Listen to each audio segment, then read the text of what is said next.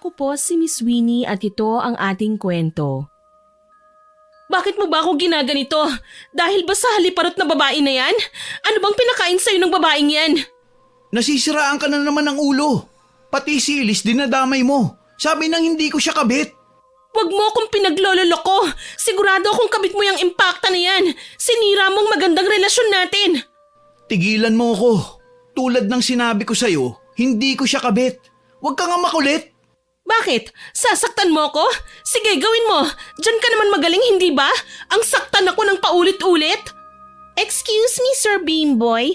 Parang hindi naman yata magandang tapak-tapakan ng asawa mo ang pagkatao ko. Tumatabla rin ako.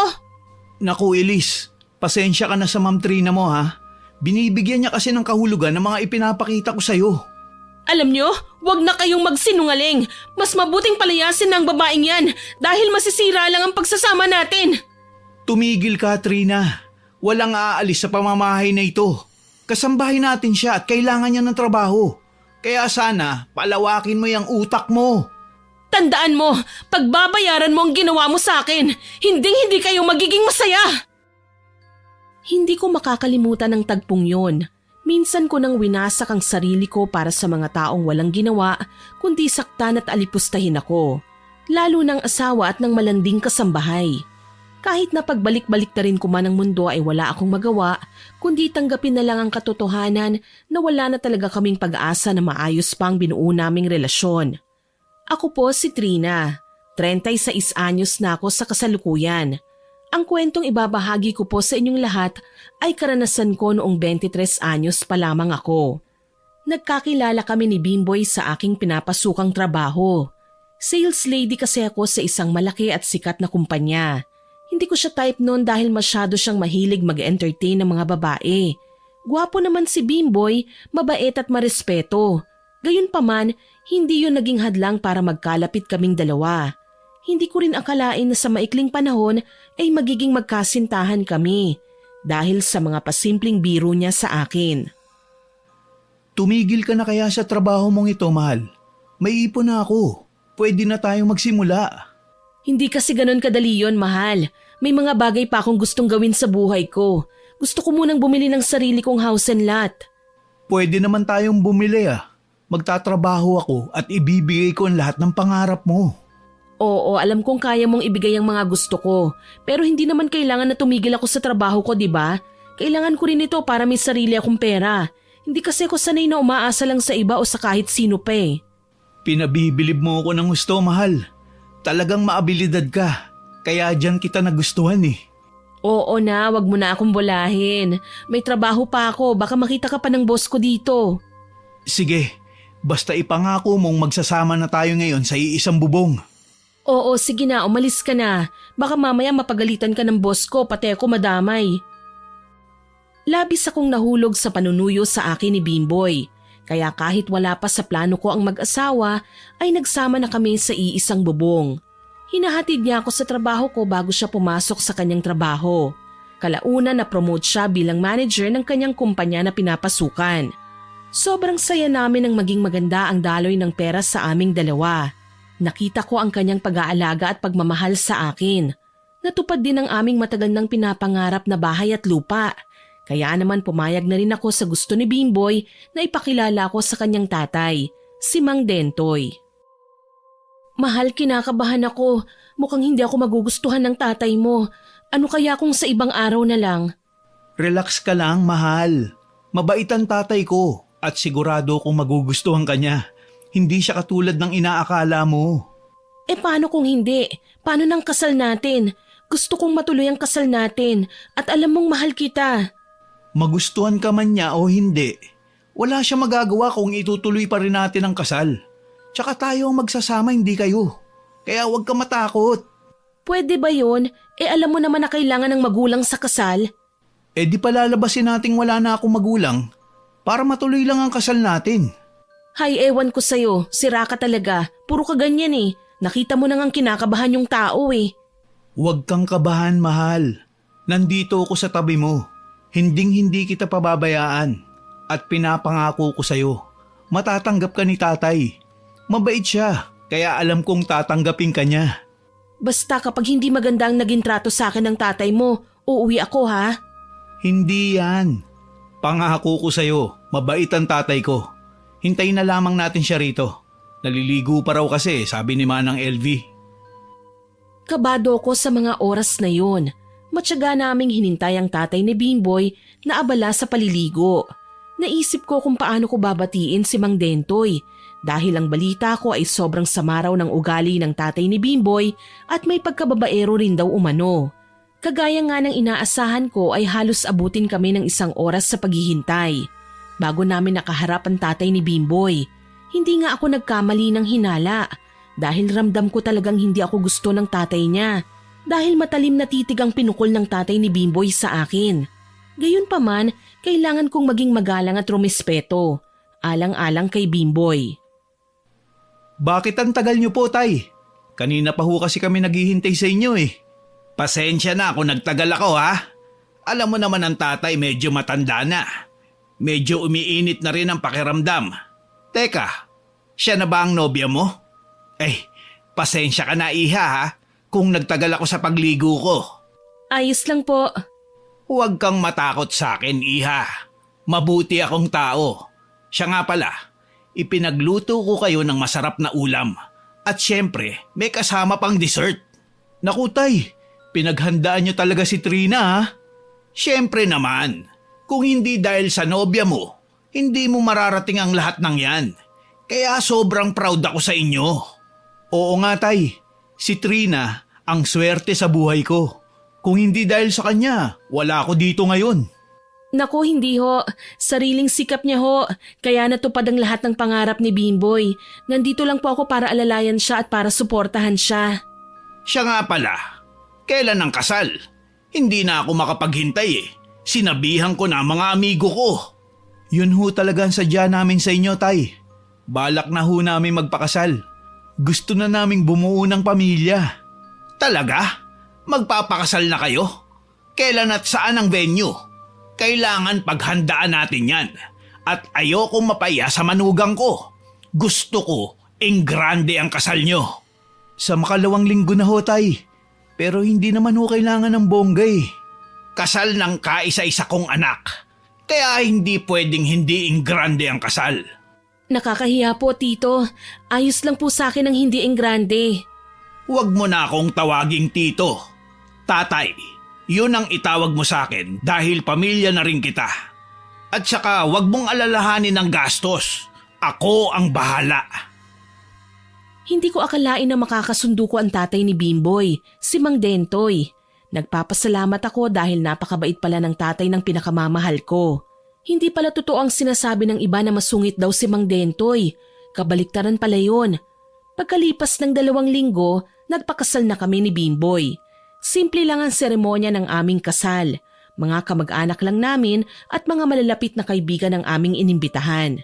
Kahit papaano ay naraos namin ni Bimboy ang simpleng kasal naming 2. Sinuportahan kami ng tatay ni Bimboy. Nakaalalay siya sa bawat desisyon namin. Congratulations sa inyong 2 anak! Thank you po, Tito. Tatay pala. Huwag mo na akong tawaging tito. Tatay na lang. Sige po, Tay. Maraming salamat po. Tay, salamat po sa tulong nyo ha. Walang anuman. Basta ipangako mong aayusin mo na ang buhay mo para kay Trina. Bakit, Tay? May kalokohan po ba itong si Bimboy? Naku, sabihin niyo po sa akin, tuturuan ko po siya ng leksyon. Wala. Kung sakali mang may kalokohan niyang asawa mo, ikaw na ang bahalang umintindi at magpasensya, anak. Tay, wag mo naman akong ibuking sa asawa ko. Nakakaya eh. Nagbago na po ako. Hindi na ako katulad ng dati. Pero anak, wag mong sasaktan ng asawa mo ha. Dahil maswerte ka sa kanya. Mahirap humanap ng babae na katulad ng asawa mo. Opo, Tay. Salamat. Wag ho kayong mag-alala. Pinapangako ko pong mamahalin at aalagaan ko siya. Huwag puro salita ha. Gawin mo, anak. Gawin mo. Opo, Tay. Niyakap ako ng ama ni Bimboy bilang pagtanggap sa akin at bilang kasapi na ng kanilang pamilya. Nagpaalam na nga ang ama niya na mauuna na sa reception. Sa isang private resort kasi ginanap ang reception. Kahit papaano ay masaya ako dahil naroon din ang mga pinakamahalagang tao sa buhay ko, maging ang mga malalapit na mga kaibigan. Pagkatapos ng selebrasyon ay dumiretso na kami sa bahay namin ni Bimboy. Sobrang saya naming dalawa dahil natapos na rin ang selebrasyon. Mahal, ngayong mag-asawa na tayo, pwede bang huminto ka na lang sa trabaho? Dito ka na lang sa bahay. Ayoko nang mapagod ka eh. Naku mahal, hindi po pwede dahil malapit na akong ma-promote bilang manager. Tulad mo. Sige, pero pag nabuntis ka, aalis ka na sa trabaho mo ha? Gusto ko maging donya ka na lang dito. Sige sa ngayon mahal, enjoyin muna natin ang pagiging mag-asawa nating dalawa. Hayaan mo, simula sa araw na ito at sa habang panahon nating mag-asawa, nanunumpa ako na hinding-hindi kita sasaktan. Sabi mo yan ha, baka pag tumagal na tayo bigla ka na lang magbago. Mamaya saktan mo ko. Hindi mangyayari yun, mahal. Pinapangako ko yan sa'yo. Sobrang mahal kita. Kaya malabong gawin ko sa'yo ang inaakala mo. Sa unang mga araw ng pagsasama namin bilang bagong mag-asawa, inaalagaan, pinagsisilbihan at pinagluluto ko siya ng masasarap at paborito niyang ulam. Mas marami akong oras para kay Bimboy dahil nakalive ako ng 2 linggo. Sobrang saya ko dahil nagagawa ko ang side ko bilang asawa. Hanggang sa matapos ang 2 linggo, napagpasyahan ko ng pumasok na ulit sa trabaho. Kaya hindi ko na nagagawang ipagluto at ipaglabas siya. Kaya naman napagdesisyonan naming dalawa na kumuha kami ng kasambahay. Mahal, yan na naman yung binili mo. Hindi mo na ako magawang ipagluto ah. Pasensya ka na mahal ko ah. Medyo busy lang talaga ako eh. Alam mo naman, kailangan kong makuha ang matagal ko ng inaasam. Sige, naintindihan ko. Bukas na bukas maghahanap na ako ng bagong kasambahay. Mabuti pa nga mahal. Tara pagsaluhan na natin ang binili ko. Gutom na rin kasi ko eh. Nang gabing yun ay pinagsaluhan namin ang binili kong ulam. Alam kong nagtatampo na siya sa akin. Gawa ng hindi ko nga magawa ang parte ko bilang asawa. Hanggang sa isang araw, nag-absent ako noon gawa ng masama ang pakiramdam ko. Nang may isang maganda at maalindog na dalaga ang biglang dumating sa bahay namin ni Bimboy. Napataas ang kilay ko nang may bitbit itong bag. At aaminin ko, Miss Winnie, nalalaswaan ako sa kasuotan niya. Anong kailangan mo, Iha? Baka nagkamali ka ng napuntahang bahay. Hindi, etong binigay sa akin na address ni Bimboy. Siya nga pala, kasambahay ka rin ba dito? Pwede mo ba akong tulungang ipasok to sa magiging kwarto ko? Napaawang ang bibig ko nang sabihin niya sa akin yun. Hindi ko akalain na may ganong klaseng babae pala na hindi marunong gumalang sa mas nakatatanda. Hindi na ako kumibo pa. Kinuha ko ang isang bag na bitbit niya at sinamahan ko siya sa kanyang silid. Ano nga palang pangalan mo? Ako si Maria Elise. Elise for short. Trina, nice to meet you Elise. How old are you na pala? Parang bata ka pa kasi. 20 years old na ako. Ikaw ba? Sa tingin ko, mas matanda ka sa akin ng 10 taon. Hindi 23 lang ako. Hindi halata no? Ay, oo nga. Mukha ka lang palang 16 o 18. Ang ganda ng skincare mo, no? Wag mo na akong bulahin. Hindi rin ako mahilig sa mga pampaganda. Siya nga pala, saan ka nakuha ni Bimboy? Wag mo akong i-judge ha. Dati kasi akong escort. Ano yun? Di puta o kung tawagin, pokpok o bayarang babae. Escort. Talaga? Aminin mo nga sa akin, na-table mo na ba si Bimboy? Bakit mo naman naitanong? Siguro crush mo si Bimboy ano? Tsaka bakit ko sasabihin sa'yo? Mamaya isumbong mo pa ako sa asawa niya. Bakit naman? Hindi ako kinibo ni Elise. Lumabas na ako dahil sa mga sinabi niya. At aaminin ko, Miss Winnie, na talagang uminit ang dugo ko sa babaeng yun na si Elise. Imbis po kasi natawagin niyang Sir o Kuya Bimboy, tinatawag niya lang ito sa pangalan na para bang matagal na silang magkakilala. Nagpunta muna ako sa kusina para ipagluto si Bimboy ng kanyang paboritong ulam. Dahil alam kong na-miss na niya ang mga luto ko. Sobrang saya ko habang nagluluto ako. Maya-maya naman ay dumating na ang sasakyan ni Bimboy, kaya nagmamadali akong inilapag ang mga niluto kong ulam sa mesa. Ayan na si Bimboy! Sigurado ako matutuwa yun kapag nakita niya akong nandito. Bakit naman? Ano ka ba niya? Wala. Wala pala eh. Bakit kung umasta ka para kang asawa? Nasanay lang ako. Napataas ang kilay ni Elise sa sinabi ko. Pakiramdam ko, Miss Winnie, umaasta siyang asawa. Pumasok na si Bimboy at nagulat ako nang siya ang sumalubong dito, imbis na ako na asawa niya. Napansin naman ni Bimboy ang pag-iba ng mood ko, kaya lumapit siya sa akin para yakapin na ikinagulat naman ni Elise. Wait, bakit mo siya niyayakap? Di ba maid din siya dito? Maid? Anong maid ang pinagsasabi mo? Asawa ko siya. Ano? Asawa mo siya? Mag-asawa kayo? Gulat na tanong ni Elise. Hindi siya makapaniwala na ako ang asawa ni Bimboy, kaya natahimik siya at hindi makatingin sa akin. Sa tingin ko, mahal, magkakasundo kaming dalawa ni Elise. Balita ako magkakilala kayong dalawa eh. Ha? Oo. Magkakilala kaming dalawa. Dahil naging syota siya ng barkada ko. Okay. O siya, sinabi mo eh. Kumain na tayo dahil lalamig ng pagkain. Pinagluto mo ko? Oo, yung favorite mong ulam. Talaga? Thank you, mahal. Pinagsaluhan namin ang niluto kong pagkain. Si Elise naman ay tahimik na lang na kumakain. Hindi siya nagsasalita, di tulad ng una ko siyang makita na ang dami niyang sinabi sa akin. Kumain ka pa, Elise. Siguradong gutom ka. Elise, anong oras ka pala nakarating dito? Ha? Ano? Kanina lang. Bakit ka nauutal? May problema ba? Wala siyang problema, mahal. Marami lang kaming napagkwentuhan. Alam mo bang nagkasundo kagad kami? Maganda yan, mahal. Siya nga pala, Elise.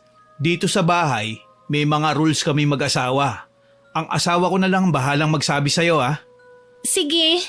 Siya nga pala, may mga nasabi itong si Elise sa akin na close kayong dalawa. Napahinto sa pagkain si Bimboy. Halata kong namutla siya. Nangunot naman ang noo ko nang magsinungaling siya. Oo, mahal. Close kami ni Elise. Alam mo ba, mahal, masipag siya at masarap din magluto. Natikman ko kasi ang luto niya nung nagpunta ako kay Lamakoy eh. Wow, talaga? Simula bukas, Elise, ikaw nang magluluto ha? May trabaho rin kasi ko eh. Opo, ma'am. Huwag mo na akong tawaging ma'am. Ate Trina na lang. Tumango si Elise. Hindi pa rin siya makatingin sa akin. Nang matapos kaming kumain ay iniwan na namin siya ni Bimboy dahil gusto kong kausapin ang asawa ko tungkol sa pagsisinungaling niya. Wala ka ba talagang sasabihin sa akin? Anong sasabihin ko, mahal? Tungkol dyan kay Elise, sa tingin mo ba hindi ko malalaman? Sabihin mo nga sa akin, tinatarantado mo ba ako? Ha? Hindi kita maintindihan, mahal. Kung sa tingin mo ay nagsisinungaling ako, nagkakamali ka. Nagsisinungaling ka nga eh, kaya nga ayaw mong ipasabi sa akin kung saan mo siya napulot, hindi ba? Si Elise mismo ang nagsabi sa akin kung saan mo siya nakilala. Sorry, mahal. Oo, tama ang sinabi ni Elise. Pero nagbago na siya, mahal. Hindi na siya katulad ng dati. Siguraduhin mo lang ha, dahil ako mismo ang magpapalayas sa babaeng yun kapag nalaman ko at nakita kong nilalandi ka niya. Hindi mangyayari yun, mahal. Pinapangako ko sa iyo yan. Siguraduhin mo lang ha, dahil kung hindi, malalaman mo kung ano talaga ako. Natatawa si Bimboy sa sinabi ko, Miss Winnie. Alam kong iisipin niya na nagseselos ako, kahit na ang totoo ay nagdududa ako sa kanilang dalawa. Sa unang linggong paninilbihan dito ni Elise, aaminin kong kinakabahan ako sa tuwing nasa trabaho ako at napapansin yun ng mga kasama ko. Ang tanging sagot ko na lang, pagod lang ako. Pag umuwi naman ako galing trabaho, talagang inaalam ko ang lahat ng nangyayari sa aming tahanan. Sa katunayan niyan, may lihim na CCTV akong nilagay sa bawat sulok ng bahay na hindi alam ni Bimboy. Ate Trina, pwede po ba tayong mag-usap? Tungkol saan? Tungkol po sa inasta ko sa inyo nung unang pasok ko pa lang dito. Pasensya na ho kung ngayon lang ho ako nakahingi ng paumanhin. Nahihiya po kasi ako sa inyo eh. Ayos na yon. Basta alam mo naman kung hanggang saan ka lang sa pamamahay na ito, ha? Opo, ate. Ate, baka gusto niyo pong magkape muna? Sige, ipagtimpla mo ko. Ipinagtimpla niya ako ng kape. Pinagmasdan ko siya mula ulo hanggang paa. Porselana at balingkinita ng pangangatawan ni Elise, kaya hindi katakataka kung maakit sa kanyang asawa ko. Nang bumalik siya dala ang kape na tinimpla niya, sinabi ko na kagad na gusto kong maging formal ang kanyang kasuotan. Ate, heto na po ang kape niyo. Ilalagay ko na lang to sa mesa, ha? Sige, salamat. Siya nga pala. Pasensya na sa sasabihin ko, Ano lang kasi, maaari bang baguhin mo ang style ng pananamit mo? I'm sorry to say pero ang sagwa talaga eh. Ayos lang po ate, hayaan niyo't papalitan ko ang pananamit ko. Pasensya ka na ha, baka na-turn off ka sa sinabi ko. Alam kong hindi ka sanay sa formal pero kailangan mong gawin kasi may pumupuntang bisita dito. Ayoko namang kutsain ka nila. Naiintindihan ko po ate. Siya nga pala, sa Makalawa out of town ako dahil may business meeting kami ng boss ko. Ikaw na munang bahala sa asawa ko ha? Ay sige po ate. Sige na. Kung may gusto kong kainin, nandyan lang sa ref ha? Huwag ka nang magpaalam ha? Salamat po ate. Nang sabihin ko yun sa kanya ay alam kong naiinis siya. Mabuti na yun Miss Winnie dahil maaaring maakit si Bimboy. Nang dumating na nga ang asawa kong si Bimboy ay agad kong pinagbigay alam sa kanya ang tungkol sa business meeting ng boss ko sa abroad. Talaga bang itutuloy mo ang pag-alis mo, mahal? Baka naman pwede ka nang wag sumama. Mahal, kailangan kasi. Alam mo namang malapit ng promotion. Konting tiis na lang, mahal ko. 2 weeks lang naman yun, mahal Tsaka palagi naman akong tatawag sa'yo. Baka ma-in love ka na dun ha?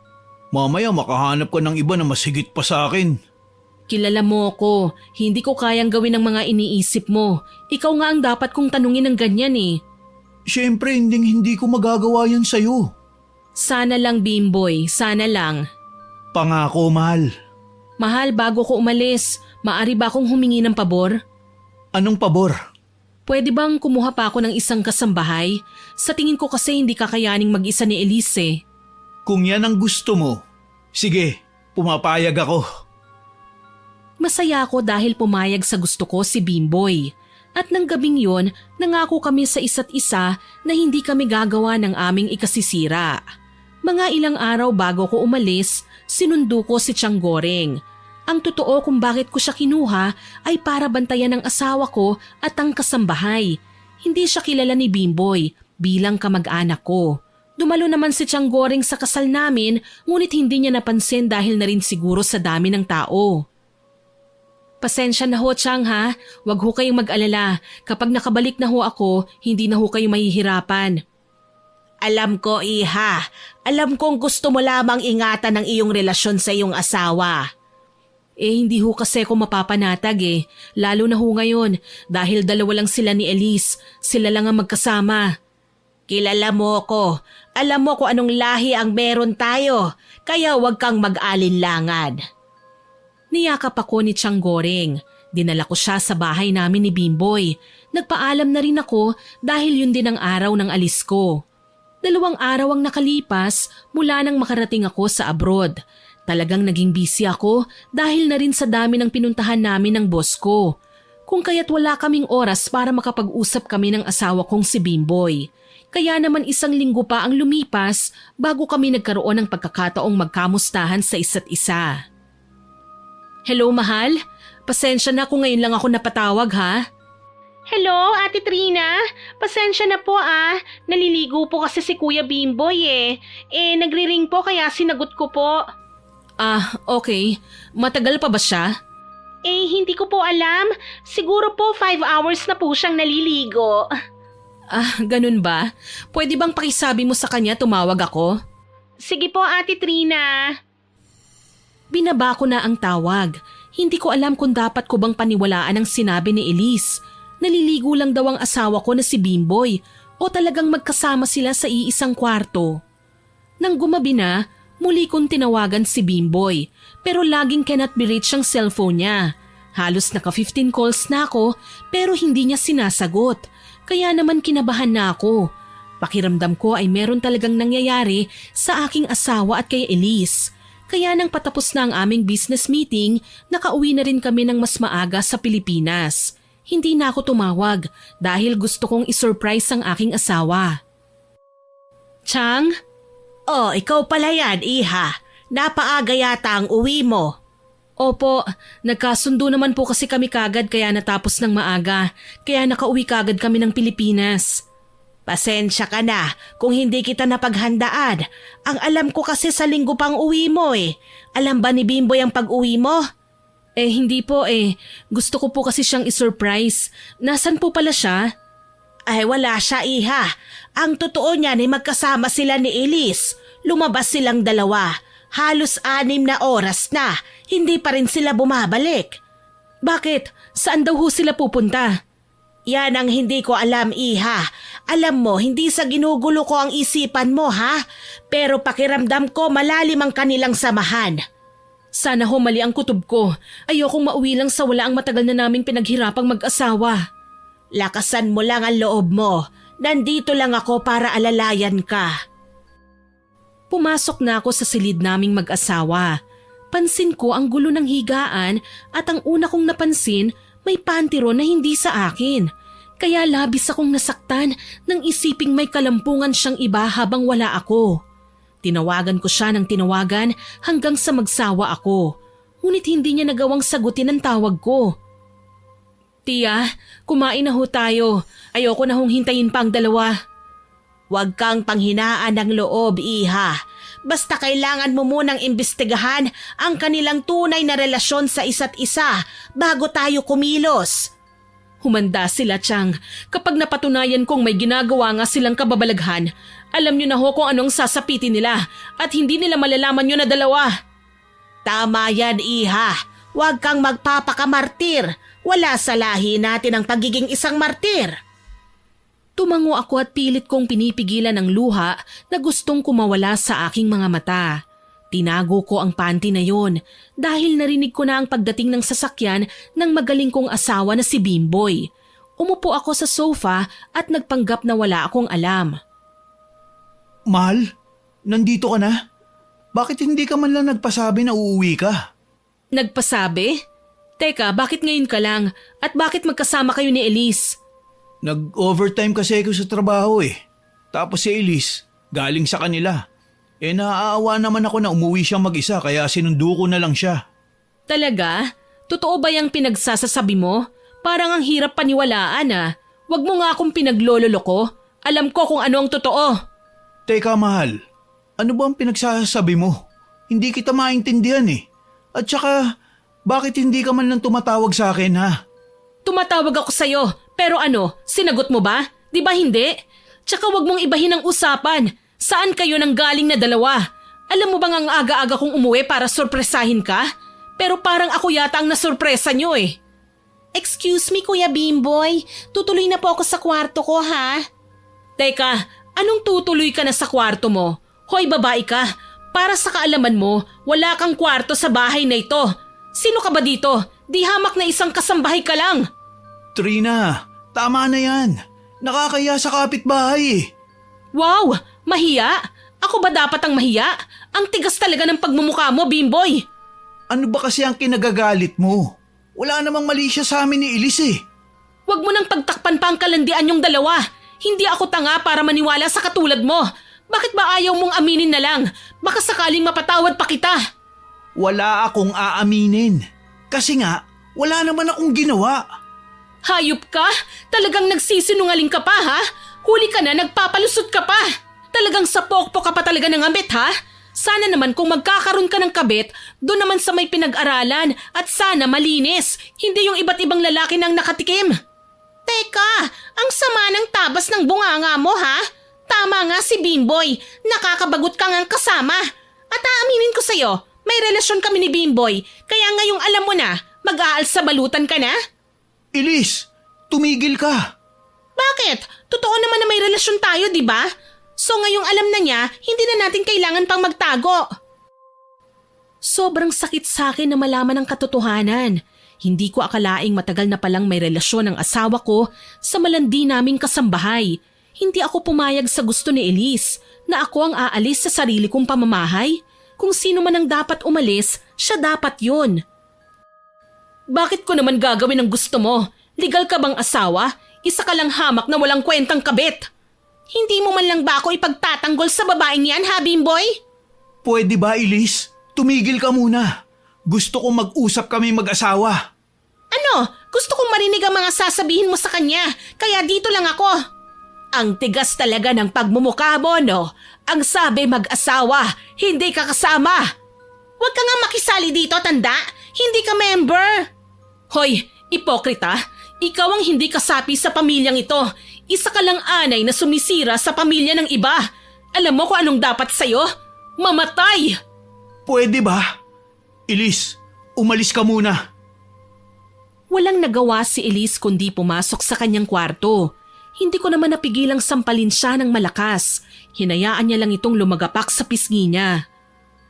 Ang kapal-kapal ng pagmumukha mo. Kailan pa?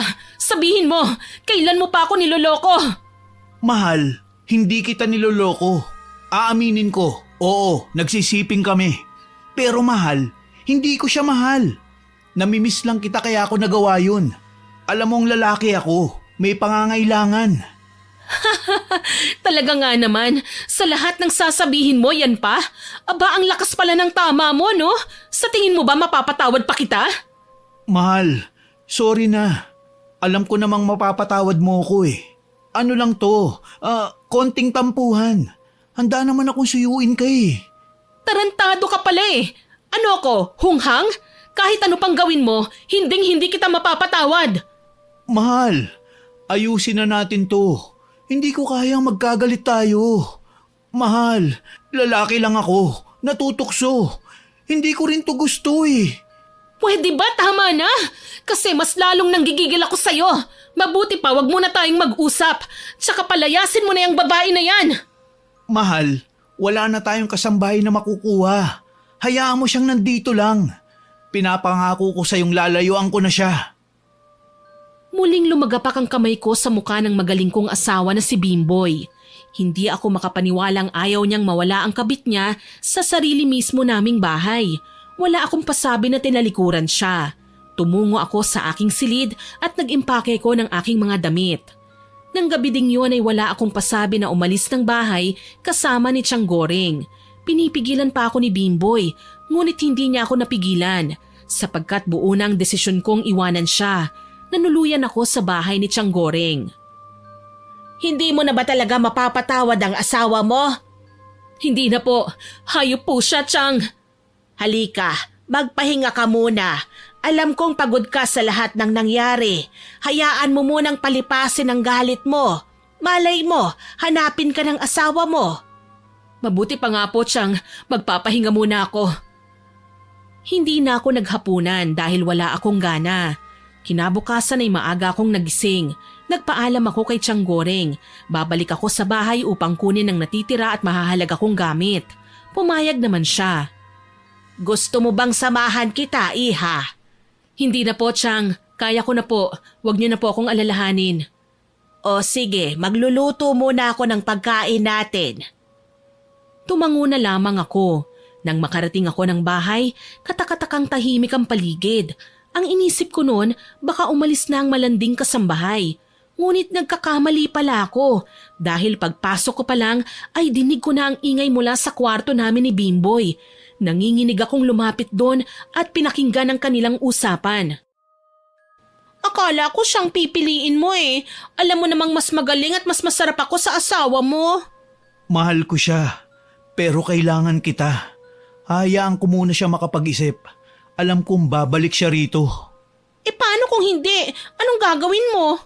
Naniniwala akong babalik siya dahil mahal na mahal niya ako. Ano kaya kung tayo na lang ang magsama? Pwede mo naman akong maging asawa. Hindi pwede. Kasal kami ni Trina. Tsaka ang usapan lang natin, babayaran kita para paligayahin lang ako.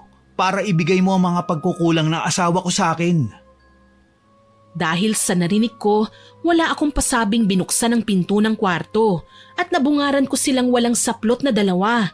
Kaya naman ang dilim ang paningin ko, Miss Winnie. Hinablot ko ang buhok ng malanding kasambahay na si Elise. Kinaladkad ko siya palabas ng kwarto kahit na alam kong kumot lang ang tanging takip sa hubad niyang katawan. Ouch! Bitiwan mo ang buhok ko! Nasasaktan ako! Talagang masasaktan ka! Hayop kayo! Akala ko lumayas ka na, pero nagpapakasasa kayo sa mga kalaswaan niyong dalawa! Ano ngayon? Ginusto ng asawa mong mangyari sa amin yon dahil ang laki ng pagkukulang mo bilang asawa sa kanya. Tsaka mas masarap kaya ako sa'yo, no? Mahal, tama na please. Kahit kailan walang magmamahal sa'yo dahil katawan lang ang habol ng mga lalaki sa'yo. Tignan natin kung magustuhan ka pa ng mga lalaki, kung sira na yung mukha mo. Bakit? Anong gagawin mo? Bakit ba hindi mo nalang tanggapin ang katotohanan na marami kang pagkukulang? Kaya naghahanap ang asawa mo ng magbubuo sa pagkukulang mo sa kanya? Malandi kang impakta ka? Gusto mo bang makita ng lahat yung hubad mong katawan para malaman nilang lahat kung gaano kadumi kang babae? Tama na mahal, nasasaktan na si Elise. Isa ka pang lalaki ka. Napakakapal ng pagmumukha mo. Pagkatapos ng lahat, ganito ang isusukli mo? Kailan lang tayo nagpakasala? Wala pang 2 buwan pero ano itong pinaggagawa mo? Hindi ko na mapigilan ng mapaiyak dahil sa sobrang sakit. Habang binubulyawan ko si Bimboy, hawak ko pa rin ang mahigpit ang buhok ni Elise. Pilit niya akong kinukumbinsing pakawalan ko si Elise, pero mas lalo kong hinigpitan ang pagkakasabunot ko sa kanya. Namumula na rin ang mukha ng kasambahay at nakikita kong nababahala na ang magaling kong asawa. Mahal, tama na oh. Maawa ka naman sa kanya. Baka mapatay mo siya. Maawa? Bakit? Naawa ka ba sa akin? Talagang papatayin ko ang malanding to! Tama na! Nasasaktan na ako! Sige, aalis na ako sa bahay niyo! Pangako! Hindi na! Kukunin ko lang ang gamit ko! Magsama kayong dalawa! Teka, anong gagawin mo? Huwag mo akong iwan. Pakiusap. Maghiwalay na tayo! Ito ang pakatandaan mo. Magbabayad kang lalaki ka. Kayong dalawa ng walang kwenta mong kabit. Bago ko binitiwan si Elise, ninudngud ko ang mukha niya sa sahig. At hindi pa ako nakontento dahil pinagsasampal ko pa siya. Wala na akong pakialam kung mapatay ko siya. Dahil ang gusto ko lang naman makaganti sa lahat ng ginawa nila sa akin. Nang mapagod at magsawa na ako, binitiwan ko siya na nanghihina. Patikim pa lang yan. Hintayin mo ang ganti ko. Hindi ko hahayaan maging masaya kayo habang ako nagdurusa sa sakit na ginawa nyo. Mahal, nakikiusap ako sa'yo. Huwag mo akong iwan. Pangako, magbabago na ako. Walang kapatawaran ng pagtataksil mo sa akin. Mamamatay muna kayo bago ko kayo mapatawad.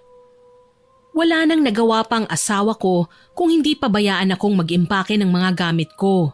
Napahagulgol si Bimboy nang tuluyan akong umalis sa bahay namin. Hindi ko na siya nagawa pang lingunin. Bumalik ako sa bahay ni Tiyang Goring. Ayos ka lang ba, iha? Tila yata ikay galing sa pag-iyak. Anong nangyari?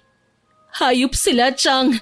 Hinintay lang nila akong umalis para magawa na nila yung mga kababuyan na pinaggagawa nila.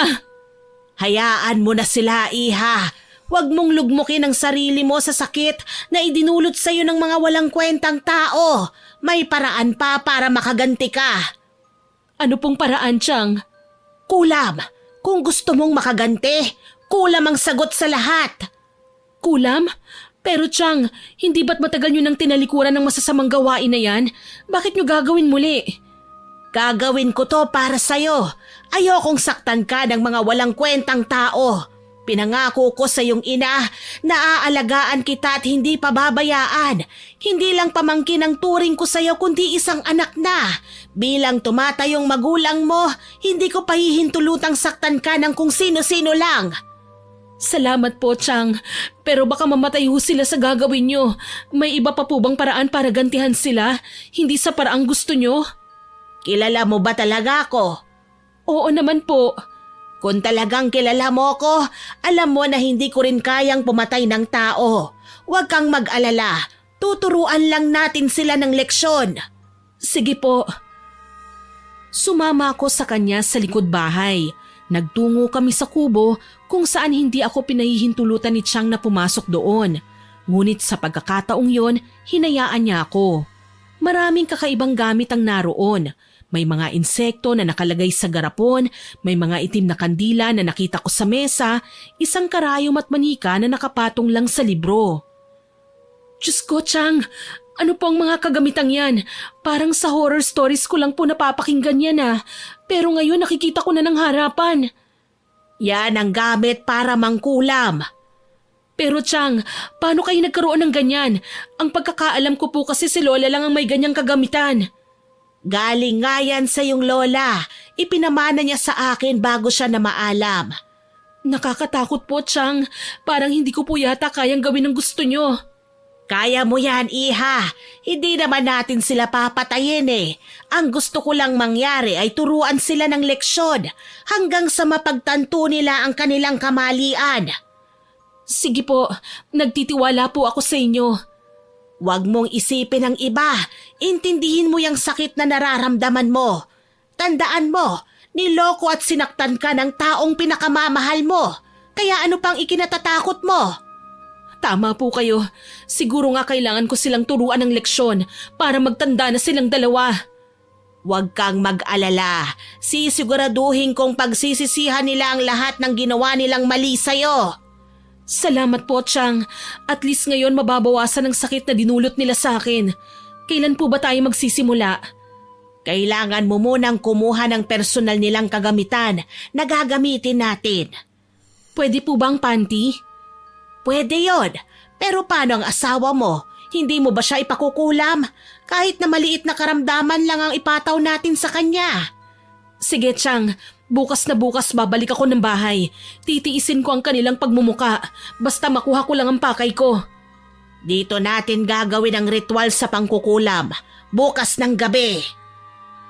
Napatango na lamang ako sa sinabi ni Chang Goreng. Alam kong nasasaktan siya sa pananakit sa akin ng mga taong pinahahalagahan ko pa. Kaya ganun na lamang siya kainteresado na parusahan ng asawa ko at ang malanding kasambahay. Nagpunta ako sa bahay namin. Kagaya nga ng inaasahan ko, naroon pa rin ang kinamumuhian ko. Wala doon ang asawa ko dahil marahil nasa trabaho siya. Pumasok ako ng walang pasabi dahil bahay ko naman yun. Tumungo ako sa kwarto naming mag-asawa at nakita ko ron si Elise, mahimbing na natutulog. Nang mapagmasdan ko ang kanyang muka, talagang nanggigigil ako. Para bang may side sa sarili ko na gusto ko siyang patayin na lang. Mukhang may sakit siya kaya pasimple akong kumuha ng ilang kagamitan ng asawa ko tulad ng litrato at damit niya. Pagkatapos ay nagtungo naman ako sa silid ni Elise. Naghanap ako ron ng pwede kong magamit laban sa kanya. Sa pangangalkal ko ng kanyang bag, sumambulat sa akin ang mga malaswa nilang litrato ni Bimboy. Naisip ko na magagamit ko rin yun. Kaya kinuha ko maging ang ilang personal na kagamitan ni Elise. Pag uwi ko, kaagad ko yung pinakita kay Chang Goreng. Ayos na po ba yan, Chang? Oo, pwede na ito. Bukas maghanda ka dahil sisimulan na natin ang iyong paghihiganti. Sige po, Chang. Siya nga po pala, papasok po ako ngayon. Anong gusto niyong pasalubong? Kahit ano, ikaw na ang bahala. Pwede ba yun, Chang? Sabihin niyo na po kasi sa akin kung anong gusto niyo. Huwag ho kayong mahiya. Sige, bakit ba ang bait-bait ng pamangkin ko? Hindi ko alam kung bakit nagawa ka pang saktan ng taong mahal mo, samantalang nasa sayo ng lahat.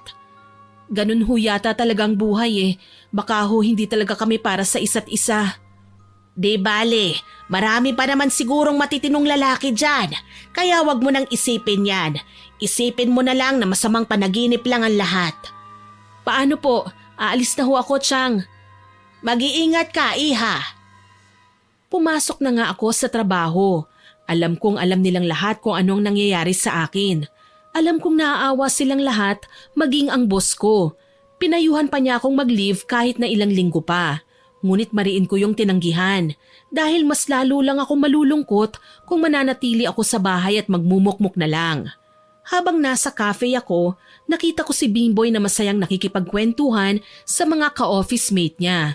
Kita sa mga mata niyang ayos lang siya, Miss Winnie. Habang ako naman, lugmok at nagdurusa. Kaya mas lalong sumama ang loob ko sa kanya. Nang matapos kami, agad na akong bumalik sa trabaho ko. Dahil hindi naman kalayuan ang pinapasukan niyang trabaho sa pinapasukan ko. Ayoko na rin siya kasing makita pa, kaya umalis na rin ako. Tinapos ko kagad ang trabaho ko at nagpaalam na akong uuwi na. Ayos ka lang ba, Iha? Mukhang pagod ka. Okay lang po ako. Siya nga po pala, Chang. Ito ho ang pasalubong ko sa inyo. Oh. Alam kong magugustuhan niyo po yan. Nako, nag-abala ka pa. Pero maraming salamat dito, Iha. Wala pong anuman, Chang. Kumain na muna tayo para simulan na natin ang ritual. Sige po, Chang. Nakahanda ka na ba? Hindi ka maaaring mag-alinlangan dahil hindi magtatagumpay ang ating isasagawang ritual. Handa na po ako. Huwag niyo po akong alalahanin. Nakita ko ho siya kanina, Chang Goring. Nakita ko ang saya ng mukha niya eh. Sige, pagkatapos nito, sisimulan na natin. Pagkatapos naming kumain, sumama ako kay Chang Goring sa kubo. Ako ang nagsilbing tagalagay ng kandilang itim sa tamang pwesto nito. Naglagay ako ng mga orasyon na gawa ni Chang Goring, mga simbolo na nagbibigay ng malakas na kapangyarihan. Manatili ka lang sa tabi ko para sakali man mahahawakan kita at mailalayo kita sa kapahamakan. Sige po, Chang. Ayos lang po sa akin. Umupo ka, Iha. Sisimulan na natin ang ritual. Dito ka sa harap ko. Yang litrato ng asawa mo at ng kabit niya, pagigitnaan nating dalawa dito sa bilog. Masusunod po. Pumuesto nga kami ni Chang Goring. Magkahawak ang mga kamay namin. Nakapikit ang mga mata ko, ngunit naririnig ko ang mga dasal na binibigkas niya. Hindi ko alam kung anong klaseng dasal ba ang kanyang sinasambit. Basta napansin ko na lang ang pag-iba ng klima ng kapaligiran. Biglang lumakas ang hangin at lumamig ng todo. Dahil sa tensyong yun ay napadilat ako. Ngunit wala akong naaninagan dahil patay na ang ilaw. Ang tanging liwanag na lang namin ay ang nakasinding itim na kandila. Ang totoo po niyan, Miss Winnie, noon lang ako nakasaksi at nakagawa ng ritual na ganun. Ni wala akong ideya dahil maraming hindi sinasabi sa akin si Chang Goring. Pansin kong may kakaiba sa paligid, lalong-lalo na kay Chang Goring. Nakapikit siya at hindi gumagalaw. Gusto kong gumalaw pero naaalala kong bilin niya sa akin na wag raw akong gagalaw dahil hindi na siya ang nasa katawan niya. May ibang nilalang na raw ang sasanib sa kanya. Maya-maya pa ay binitiwan ako ni Chang Goring. Halos takasan ako ng kaluluwa ko nang dumilat siya na purong itim ang mga mata niya. Gusto kong tumakbo pero hindi ko magawa. Nanginginig na ako dahil sa labis na pagkasindak. Maya-maya pa ay kinuha niya ang litrato, pati na rin ang panty at ipinuwesto niya sa kanyang harapan. Kumuha siya ng punyal at sinugatan niya ang kanyang palad. Habang ginagawa niya yon, may inuusal siyang salita na hindi ko mawari kung ano. Pinatakan niya ng sariling dugo ang litrato ng asawa ko at ng kanyang kabit. Ilang sandali pa, naririnig ko na ang mga boses na nagsisigawan, na animoy pinaparusahan. May naririnig akong nagkakasiyahan habang may humihiyaw. Halos mabingi ako pero wala akong magawa kundi tiisin at hayaan ang mga nararanasan ko. Pagkatapos ay kinuha niya ang basag na salamin sa ilalim ng mesa. Hanggang sa matapos ang ritual, muling bumalik si Chang Goring sa kanyang katawan. Nagulat naman ako nang mapansing may mga nakaukit ron na kakaibang lengguwahe. Kinuha niya ang litrato na may dugo at sinunog niya yon. At pagkatapos ay nilagay niya sa garapon ng mga abo. Ayos ka lang ba, Iha? Alam kong natakot ka sa lahat ng nangyari at nasaksihan. Ayos lang po ako. Pero Chang, bakit po parang nag-iba kayo? Parang hindi na ho kayo ang nasa katawan niyo kanina. Oo, Iha. Tama ka. May mga bagay na mahirap ipaliwanag sa inosenteng katulad mo. Ano ho palang mangyayari sa kanila? Hindi pa sila tuluyang nakukulam. May gagawin ka pa. Kailangan mong makalapit sa asawa mo at pati na rin sa kabit niya. Nang sa ganun ay magawa ko pa ang gusto ko sa kanila. Ano po bang gagawin ko, Chang? Kailangan mong makalapit sa kanila. Ipainom mo ang abong ito sa kanila. Ihalo mo yan sa kape o sa tubig. Sige po, gagawin ko po ang inuutos niyo. Tumungo ako sa bahay namin. Naabutan ko doon ang asawa ko na abala sa pag-aayos ng mga gamit namin. Nagulat siya nang makita ko kaya agad niyang iniwan ang kanyang ginagawa. Mahal, mabuti at bumalik ka na. Alam mo bang miss na kita? Narito ako para makipag-ayos, hindi para makipagbalikan. Mahal, hindi mo pa ba ako mapapatawad? Nagsisisi na ako.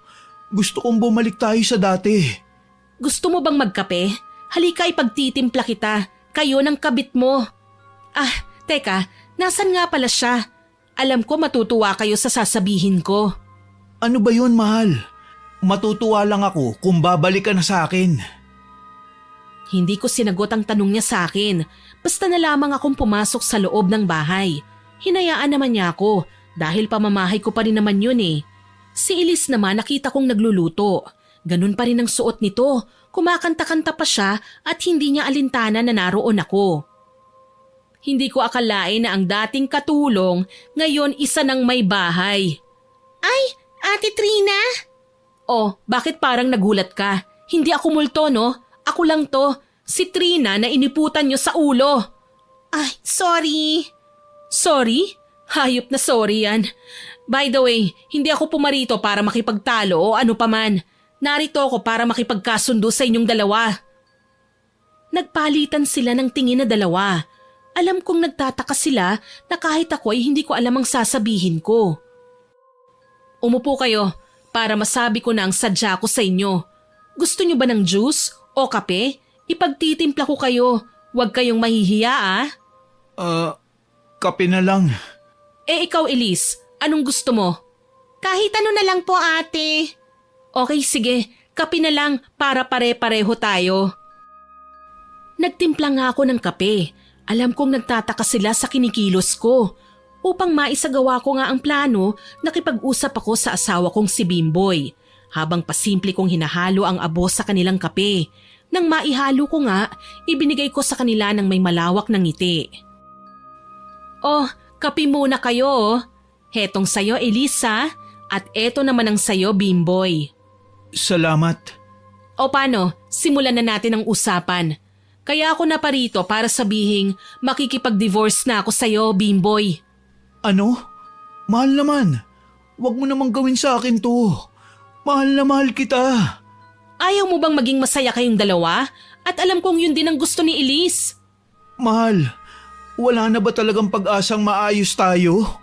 Pag-asang maayos? Kung maaayos pa bang nasira nating relasyon? Alam mo sa tingin ko, kailangan na muna nating magpahinga. Hahayaan mo na kitang gawin ang lahat ng gusto mo. Naiintindihan ko. Pero babalik ka na ba dito sa bahay? Hindi ko alam. Gusto ko munang magpahinga.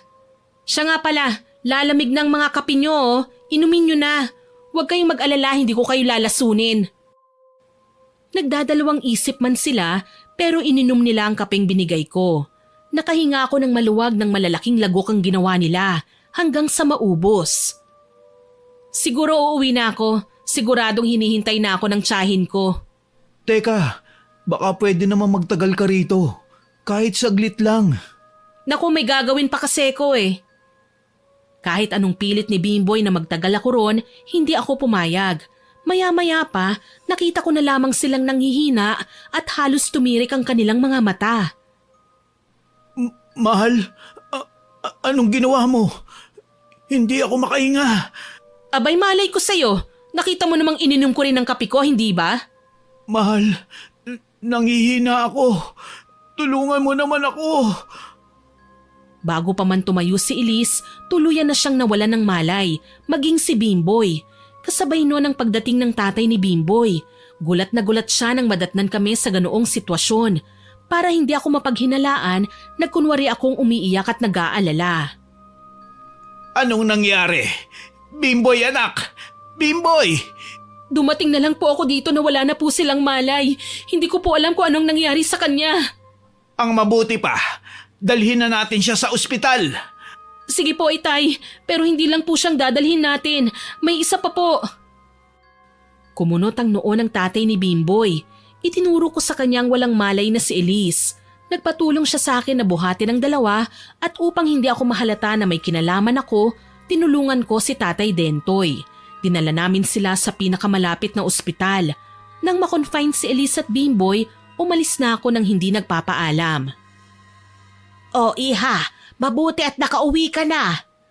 Tiyang Goreng, pasensya na po, ang dami pong nangyari. Nagawa ko na ho ang inuutos nyo, pero bakit ho ganun ang nangyari sa kanila? Anong ibig mong sabihin? Nahimatay po sila eh. Baka naman po mamatay sila, Chang. Ayokong maging mamamatay tao. Huwag mo nang isipin yan. Ang mahalaga makakaganti ka na sa kanila. Natatakot ho ako, Chang. Bakit ka matatakot? Sila nga ang dapat matakot sa pinaggagawa nila sa'yo. Huwag mong intindihin ang mga taong dinurog ka ng paulit-ulit. Isipin mo yung sarili mo. Dahil kung tutuusin, dapat nga na mamatay na lang sila. Pero dahil nakiusap ka, kaya pahihirapan ko na lang sila. Chang, ayoko lang ho talaga na dumating sa punto na pati kayo mawala sa akin. Pero tama po kayo, hindi nga ako dapat matakot dahil hindi naman akong gumawa ng kasalanan. Halika, ipapakita ko sa'yo kung paano mo siya kukulamin ng paunti-unti. At ang lahat ng sasabihin mo ay magkakatotoo. Talaga ho? Paano niyo ho nagawa yun? Tignan mo itong tubig. Pagmasdan mo kung anong nangyayari sa asawa mo at sa kabit niya. Wow, nakakamangha po, Chang. Nakikita niyo nga po ang lahat ng ginagawa nila. Oo, yan ang isa sa mga paraan naming mga mangkukulam. Halika, tignan mo. Ipinakita nga niya ang planggana na may tubig. At doon parang TV lang na pinanonood namin ang aking asawa at ang kanyang kabit. Namangha ako nang sabihin ni Chang Goring na mabubunot ang lahat ng ngipin ni Elise. At nagulat ako nang makitang sumakit nga ang ngipin niya. Umiiyak siya habang nahuhulog ng isa-isang mga ngipin niya. Ang galing! Totoo ngang natatanggal ang mga ngipin niya. Gusto mo bang subukan? Subukan mo! Sige, Chang. Magkakasugat-sugat ang katawan mo at magkakaroon ka ng nakakadiring amoy. Pagkasabi ko ay bigla na lamang siyang kumamot ng kumamot hanggang sa unti-unting natutuklap ang kanyang mga balat. Si Bimboy naman ay halos masuka sa pinaggagawa ni Elise. Maya-maya pa ay itinigil ni Elise. Tulungan mo ako, Bimboy! Sandali lang. Paano kita lalapitan? Nangangamoy bulok eh. Try mo kayang maligo. May kakaibang nangyayari sa akin. Tignan mo naman, pati ngipin ko nalalagas. Baka hindi ka nagtutoothbrush. Kaya nagkaganyan ang mga ngipin mo. Sige na, maligo ka na. Dahil hindi ko na talaga kaya ang amoy mo eh. Dinig naming sambit ni Bimboy. Natutuwa ako at nang dahil doon, naisipan kong subukan din ito sa magaling kong asawa. Tutubuan ka ng maraming bulutong. Hinding-hindi magagamot hanggat hindi napapawi ang galit ko sa'yo. Ang mga buhok mo ay malalagas. Ganon din ang malanding kasambahay na yon. Tuwang-tuwa ako nang makitang tumutubo ng mga bulutong sa kanyang katawan at unti-unti ngang nalalagas ang buhok ni Bimboy. Pakiramdam ko napawi ang bigat na nararamdaman ko dahil sa paghihiganti sa asawa at sa malanding kasambahay na kabit niya. Sa wakas, Chang, nakakapaghiganti na ako sa paraang ito. Gusto ko silang pahirapan ng todo, tulad ng ginawa nila sa aking panloloko. Sisirain ko ang mga buhay nila hanggang naisin na nilang humingi ng tulong sa lahat. Sobrang saya, hindi ba? At least ngayon, ikaw mismo ang nagbibigay ng parusa anuman ang naisin mong gawin sa kanila. Hindi pa po ako kontento, Chang. Kulang pa po yan. Gusto kong subukan yung mga napapanood ko sa telebisyon. Tulad ng alin? Kaya po bang magpalabas ng mga insekto sa bunganga nila? Ang ibig mo bang sabihin ay yung pasusukahin natin sila ng mga insekto? Oo naman, pwedeng-pwede. Sige, Chang, gusto ko yan. At alam ko kung anong kinatatakutan ng mga yan. Gusto kong sumukang malanding si Elise ng mga ipis at bulate. Ang asawa ko naman susuka ng mga uod at palaka. Pagkasabi ko noon ay nangyari nga sa kanila. Nasaksihan ito ni Tatay Dentoy. Maging siya ay gulat na gulat sa nangyayari sa dalawa. Nakita na lang namin na dinala ni Tatay si Bimboy sa ospital. Gulat na gulat ang mga tao sa ospital nang makita nila ang kalagayan ng dalawa.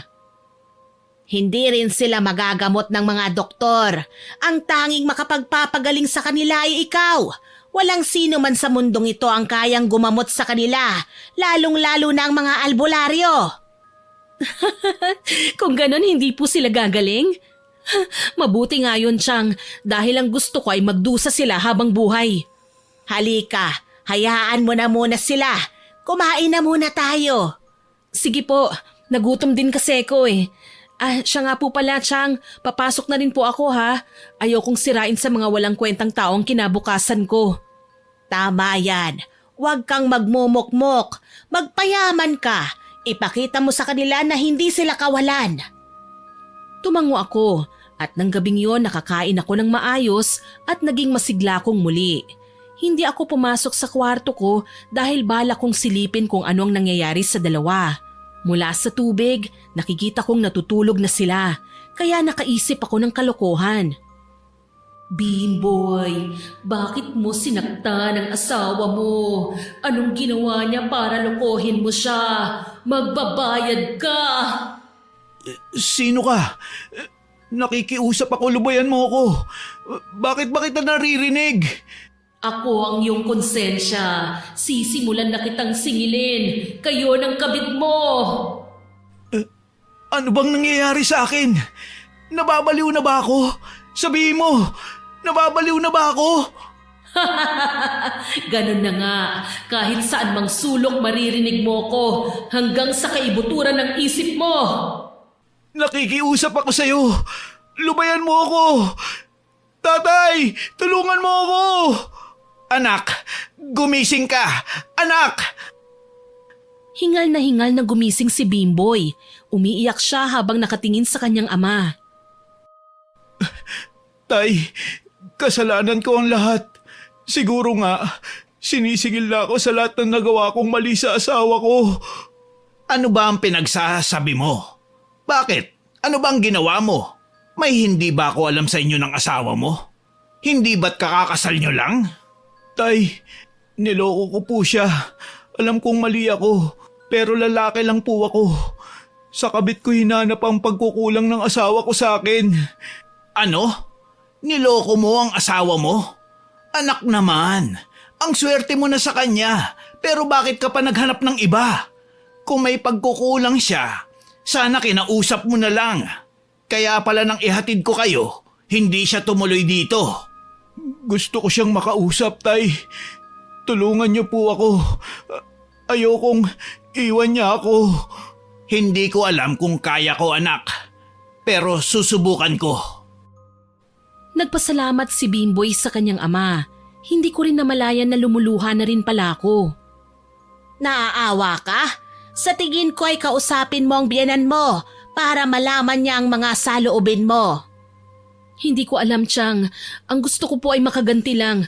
Ayoko nang makipagbalikan pa sa asawa ko. Kung ayaw mo na talaga, edi sabihin mo sa biyenan mo. Sige po, Chang. Halika nga rito. Alam mo, mahal kita bilang anak ko, kaya ayaw ko rin naman maging masama ka. Niyakap ako ni Chang Goreng.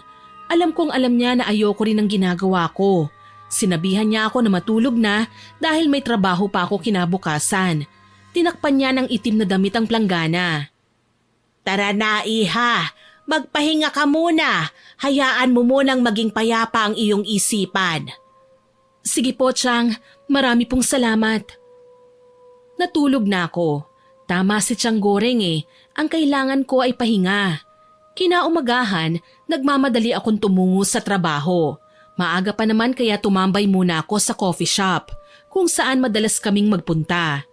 Mag-isa akong nandun dahil wala pa naman ang mga kasamahan ko. Maya-maya pa, narinig ko ang boses ng tatay ni Bimboy. Pwede ba akong makiupo, iha? Tay, kayo ho pala yan. Sige ho, umupo muna kayo. Gusto niyo po ba ng kape? Hindi, iha. Bawal ako sa kape. Nandito ako para kausapin ka. Alam kong nagkamali ang anak ko, pero sana mapatawad mo siya. Hindi ko ho alam kung dapat pa ba. Sobrang sakit ng ginawa niya eh. Binahay niya pang kabit niya at hindi lang yon sa bahay pa namin. Ginawa nila akong tanga. Nagtatrabaho po ako para matulungan siya, para bumuo rin ng masayang pamilya. Pero ano ho ito? Wala akong magagawa kung hindi mo siya kayang patawarin. Ganyan din ako dati sa sitwasyon mo.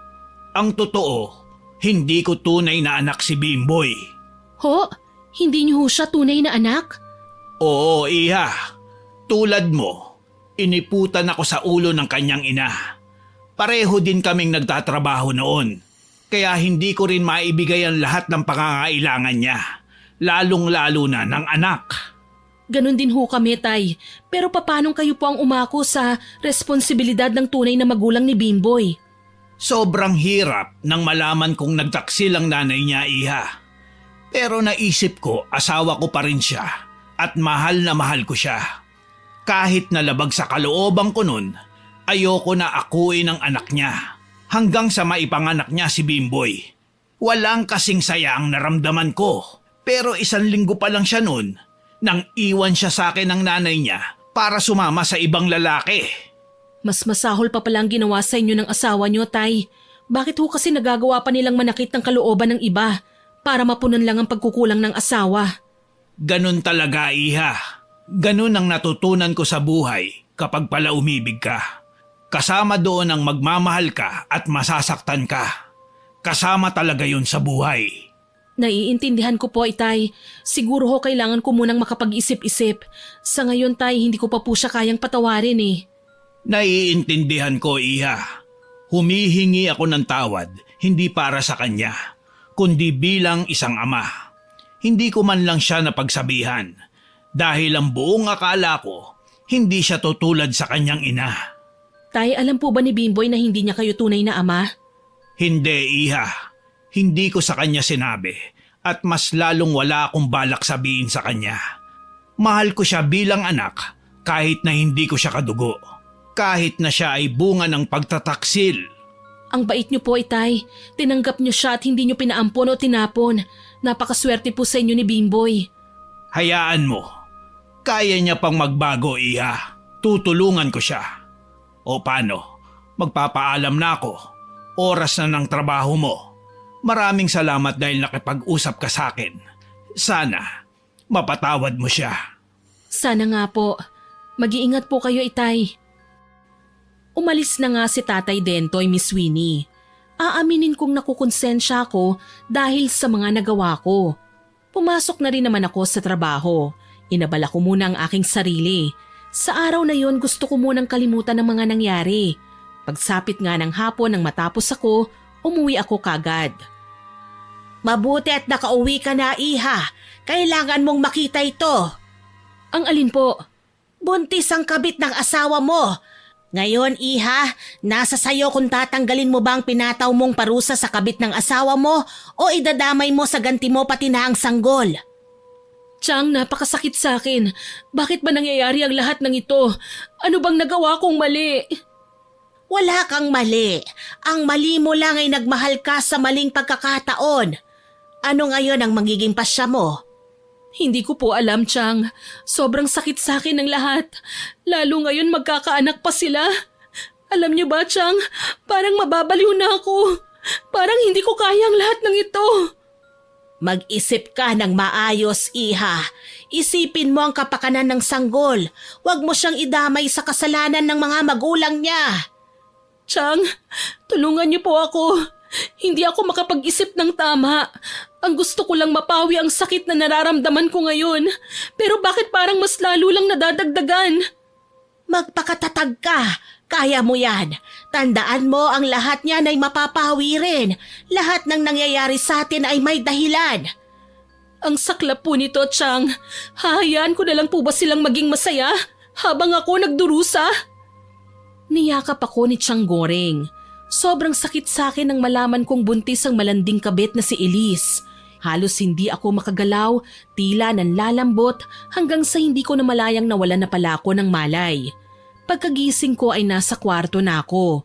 Naroon din si Chang, nag-aalala sa akin. Ano hong nangyari, Chang? Nawalan ka ng malay, Iha.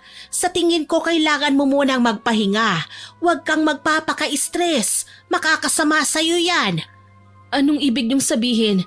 Sino ho bang tinutukoy niyo? Kailan ang huli mong dalaw? Mag-iisang buwan na po, Chang. Bakit ho? Buntis ka, Iha. Ho? Buntis ho ako? Sigurado ho ba kayo? Oo, kaya mas mabuting ipahinga mo ang iyong sarili. Makakasama sa anak mo yan. Natatakot ako na natutuwa, Miss Winnie. Natatakot ako dahil iniisip ko kung anong magiging kinabukasan ng aking anak. Kinabukasan, tumungo ako sa ospital upang siguraduhin kung totoo ngang buntis ako hanggang sa i-ultrasound ako. Doon ko nga nakumpirma na buntis ako at 2 linggo na raw. Napapaluha ako ng mga sandaling yun. Nang matapos ay dumiretso ko kung saan nakakonfine sina Elise at ang magaling kong asawa. Habang papunta ako ron, mabibigat na hakbang ang pinakawalan ko. Hanggang sa makarating ako sa kwarto kung saan sila nakalagak. Naroon din si tatay, ang ama ni Bimboy. Gulat na gulat siya nang makita ko. Trina, ay mabuti at napadalaw ka. Halika, pumasok ka. Salamat po, tay. Anak, nandito ang asawa mo. Dinadalaw ka niya. Talaga? Nasaan ang asawa ko? Heto siya. Mahal, salamat sa Diyos pumunta ka rito. Alam mo bang miss na kita? Nagsisisi na ako sa lahat ng nagawa ko sa'yo. Babalik ka na ba sa akin? Hindi ako naparito para makipagbalikan. Narito ako para iabot to sa'yo. Annulment papers? Mahal, wag naman sana tayong umabot sa ganito. Hindi ko kayang mag-isa. Ito ang tanging paraan para magsama kayong dalawa. Bumuo kayo ng pamilya. Alam kong magkakaanak na kayo, kaya hindi na natin dapat ipagpatuloy ang relasyong ito. Mahal, sorry. Pero hindi ko kayang mawala ka sa buhay ko. Handa akong magbago at magdusa. Wag mo lang akong hiwalayan. Iha, gusto mo ba ng maiinom? Hindi na po, itay. Maaari ho ba tayong mag-usap kahit sandali lang po? Oo naman. Halika, umupo ka rito. Doon na lang po tayo sa labas, tay. Tumango na lang ang ama ni Bimboy. Nauna akong lumabas at pagkatapos sumunod siya. Anong pag-uusapan natin, Iha? Itay, buntis po ako. Buntis ka? Ay, magkakaapo na ako. Siguradong matutuwa si Bimboy kapag nalaman niya na magkakaanak na kayo. Tay, natatakot po ako. Natatakot ako na baka hindi kami ang piliin niya. Huwag kang mag-alala, Iha. Pina-DNA test namin ang pinagbubuntis niya. Tay, maraming salamat po. Pero kailangan ko pong umuwi. Naghihintay na po kasi sa akin ang tiyahin ko eh. Gusto mo bang ipahatid kita? Hindi na po. Magko-commute na lang po ako. Hindi naman po kalayuan ang tinutuluyan ko dito eh. O siya, mag-iingat ka. Umuwi na ako. Yumakap ako kay Tiyang Goreng. Sinabi ko sa kanya na pinuntahan ko si Bimboy. Malaki ka na, Iha. Hindi ko na kailangan pakialaman pa kung anong gusto mong gawin. Tiyang, may pag-asa pa po bang matanggal ang kulam sa kanila? Tama po kayo, hindi po dapat madamay ang pinagbubuntis ng kasambahay namin. Kung yan ang gusto mo, sige, tatanggalin natin ang kulam. Pero sa tingin mo ba ay magbabago na ang asawa mo? Hindi ko po alam, pero sa tingin ko po, pinagsisihan na niya ang lahat ng nagawa niyang mali. Kahit gaano man kalaki ang nagawa ng tao sa atin, pwede pa rin siyang magbago. Bakit hindi mo subukang ayusin muli ang relasyon niyo? Huwag mo akong gayahin. Nagsisi akong hindi ko napatawad ang asawa ko. Susubukan ko po, Tiyang. Nang araw ding yon, tinanggal din namin ang kulam. Humingi ako ng kapatawaran sa itaas. Ipinagdasal ko na ang Diyos na lang ang bahala sa kanila. Kinaumagahan, narinig ko ang bulungan ng mga kasamahan ko. Nakalabas na raw ang asawa ko, pati na rin ang kabit niya. Hinayaan ko na lang sila sa kung ano man ang sasabihin nila. Basta ako, gusto kong magsimula ng bagong buhay, kasama ang magiging anak ko. Minsan habang ako'y naglalakad sa hallway, papasok sa trabaho, nakita ko si Elise. Nakita niya ako at pakiramdam ko, balak niya akong kausapin. Naglakad na lang ako at hindi siya nilingon. Hanggang sa tawagin niya ang pangalan ko. Ate Trina, pwede ba tayong mag-usap? Tungkol saan? Kung makikiusap ka na ibigay ko sa'yo ang asawa ko, sige sayo na. Hindi ito tungkol kay Bimboy. Tungkol ito sa mga ginawa ko sa inyo. Okay na sa akin yun. Huwag kang mag-alala. Pinapatawad na kita. Ate Trina, patawarin mo sana ako sa lahat ng ginawa ko sa'yo. Aminado ako na naging kabit ako ng asawa mo. Pero ni minsan hindi niya pinaramdam sa akin na mahal niya ako. At aaminin kong hindi lang ako sa kanya nakikipagsiping. Nang malaman kong buntis ako, sa kanya ko sana ipapaako. Pero naisip ko na mali yun dahil hindi naman siyang nakabuntis sa akin. Bakit mo pa kailangan sabihin sa akin yan? Ayos na sa akin, tsaka matagal na yun. Gusto kong magkaayos kayong mag-asawa. Ayusin niyo ulit. Aalis na rin ako. Sana mapatawad mo ko sa lahat ng ginawa ko sa'yo. Pinagsisisihan ko na talaga yun.